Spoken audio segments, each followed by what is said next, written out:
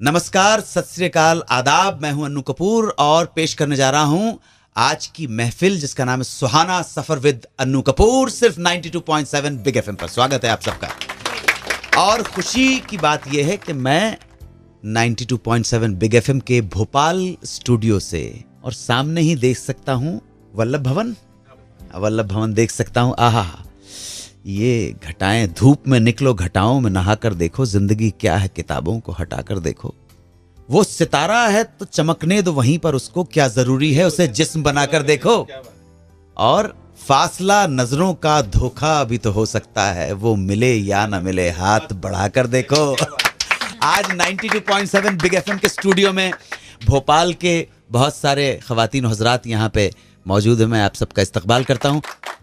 यूं तो हिंदुस्तान त्योहारों का देश है, बहुत सारी नस्लें हैं, बहुत सारे लोग हैं, न जाने कितने जातियां और संप्रदाय धर्म हैं इस देश के अंदर।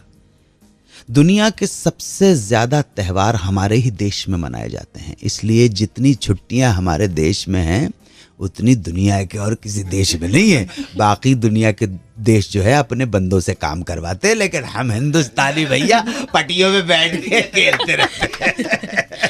बहरहाल हिंदुस्तान है त्योहारों का देश, और इन त्योहारों में एक त्योहार सबसे पतले धागे डोर के ऊपर टिका हुआ है, और वो त्योहार है रक्षाबंधन का।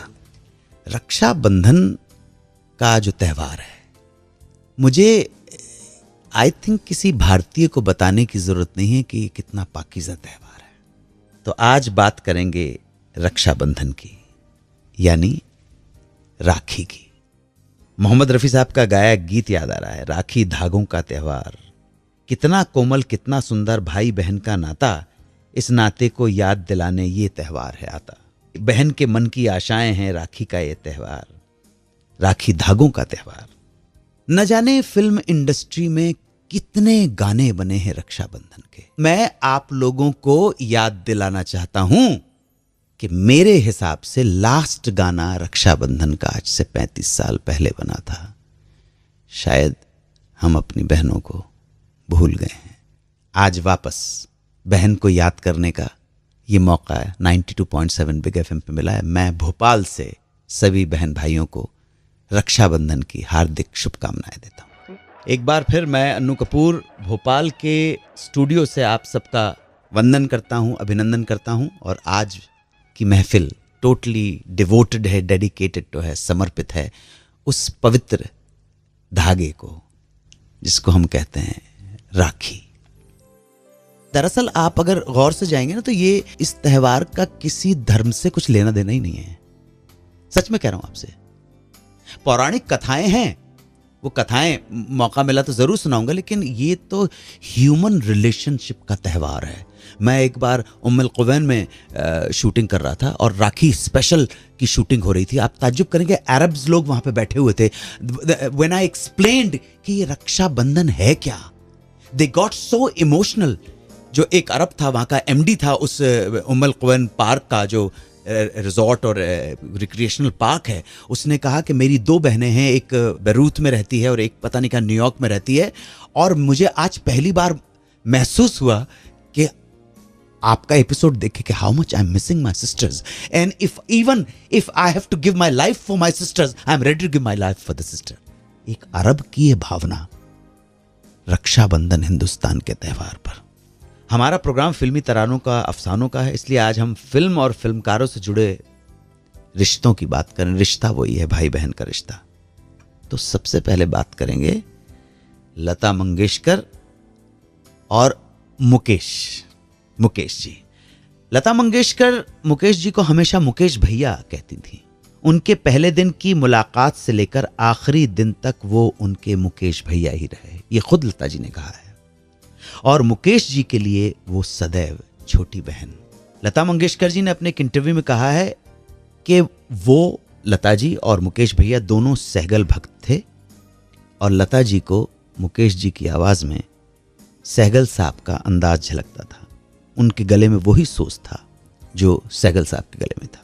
लता जी कहती हैं कि मुकेश भैया एक सच्चे इंसान थे, संयमी, शांत, महान व्यक्ति, महान आत्मा। शायद इसीलिए मर्यादा पुरुषोत्तम प्रभु राम का नाम हर वक्त उनके होठों पर रहता था। एक बार उन्होंने लता जी से कहा कि चलो मैं तुम्हें नौशाद साहब से मिलवाता हूं, मैंने उनसे बात कर ली है, तुम्हें उनसे जरूर मिलना चाहिए। लता जी के बहुत मना करने के बावजूद मुकेश जी उन्हें नौशाद जी के पास ले गए, मिलवाया, और इस मुलाकात का फायदा लता जी को हुआ। वो इस बात को आज भी मानती हैं कि मुकेश भैया द्वारा कराई गई इस मुलाकात ने उनके करियर में बहुत बड़ा असर दिखाया। मुकेश जी और उस मुलाकात की वजह से ही उन्हें भारतीय इतिहास की फर्स्ट मल्टी स्टार फिल्म अंदाज में गाने का मौका मिला, जिसके बाद उन्होंने पीछे मुड़कर नहीं देखा। मुकेश जी लता जी से उम्र में बड़े थे, फिर भी उन्हें दीदी कहकर बुलाते थे। आज लता जी ये सोचकर हंस पड़ती हैं, जब मुकेश जी उन्हें लता दीदी कहकर बुलाते तो वो नाराज हो जाती थी, क्योंकि उस वक्त वो उसका मतलब नहीं समझ पाई थी। ये लता जी खुद में कि मुकेश भैया आप मुझे दीदी क्यों बुला रहे, मैं आपकी छोटी बहन हूं, उम्र में 5 साल आप बड़े हो, अनुभव में भी आप बड़े हो, तो फिर लता दीदी क्यों? इसलिए एक दिन उन्होंने पूछ ही लिया, भैया मुझे आपसे एक बात पूछनी है, शायद आपको अजीब लगे फिर भी मैं पूछूंगी, आप मुझसे बड़े हैं फिर भी आप मुझे लता दीदी क्यों कहते हैं? सुनकर लता की बात, छोटी बहन की बात, बड़ा भाई मुकेश जोर जोर से हंसने लगे और उन्होंने कहा इसके पीछे एक वजह है। मैं आपको दीदी इसलिए नहीं कहता कि आप बड़ी लगती हैं, कि आप बड़ी हैं, बल्कि इसलिए कहता हूं क्योंकि मैं मुकेश अपनी छोटी बहन लता को, जिसे मैं दीदी कहता हूं, कलाकारी के मामले में बहुत बड़ा मानता हूं।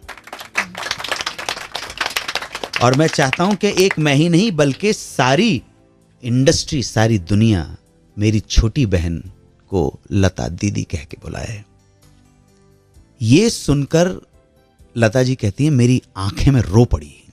मैंने कहा भाई हो तो ऐसा, और सारी जिंदगी भर ये रिश्ता कायम रहा।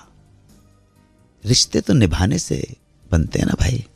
जब मुकेश जी की मृत्यु हुई तब भी लता जी साथ थी, ध्यान रखिएगा, बहन साथ थी। 27 अगस्त 1976 की बात है। दोनों यूएसए के डिट्रॉइट में परफॉर्म कर रहे थे, मिशिगन में, अमेरिका के दौरे पे निकले थे स्टेज शोज के लिए। सुबह से थोड़ा सा मुकेश जी की तबीयत थोड़ी खराब थी और यहीं पर शो के दौरान मुकेश जी चले गए और लता जी ही अपने मुकेश भैया के पार्थिव शरीर को लेकर मुंबई आई थी। यहां मुंबई में मुकेश जी को प्यार करने वाले उनका एक और भाई था, जिसका नाम था राज कपूर। राज कपूर ने मुकेश जी के शरीर को देखकर कहा, ये मेरी आवाज, मेरा भाई, जिससे मैंने एक पैसेंजर के रूप में भेजा था, एक लगेज बन के आया है। एक बहन राखी बांधने जब पहुंची जेल तो भाई ने दिया शगुन अपनी बहन को। आप अंदाजा लगा सकते हैं, जेल की दीवारों के पीछे भाई बहन मिलने जाती है, राखी बांधती है, और जेल में रहते हुए भी बहन को शगुन जरूर देता है। वो कौन था भाई, कौन है वो बहन? 92.7 बिग FM पर सुनते रहिए सुहाना सफर विद अनु कपूर।